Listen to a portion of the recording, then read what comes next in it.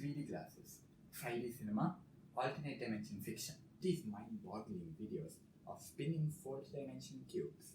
And on top of all of that, there's 26-dimensional string theory. Where do all of these dimensions come from? And more specifically, what is the dimension? One way of thinking about dimensions is the directions in which you can move. In our world, you can move forward and backward, side to side, or up and down. 3 dimensions. Forward and backward are counted as the same direction because mathematically, backward is equal to minus forward. You can say 1 step backward is equal to negative 1 steps forward. I mentioned string theory suggests up to 26 dimensions. So, where could all these extra dimensions be hiding? It all has to do with the size of the dimensions. All 3 dimensions of space are pretty large. This means that any step I take is smaller than the length of the dimension. However, let's take a look at a speck of dust. To us humans, it looks like a 0-dimensional point. It's impossible for me to take a step smaller than its size, so I can't really move in any direction upon it. However, to tinier particles like viruses, that speck of dust is about as big as a building which they are free to move upon.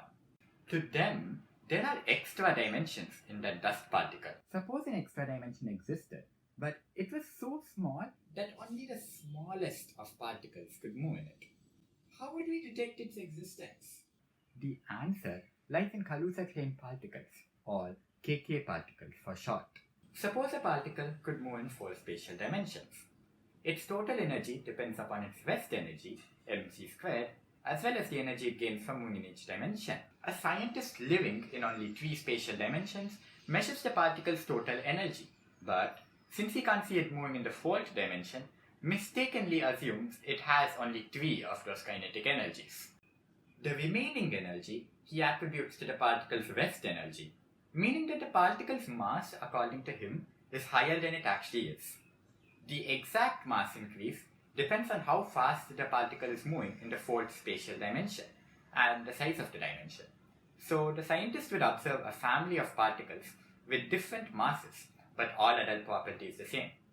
Sort of like these Matryoshka dolls. Observing such KK particles would be strong evidence that other dimensions exist, and scientists are on the lookout for them. Dimensions are just ways to move about, and if they're smaller than the smallest step we can take, they're hidden from us.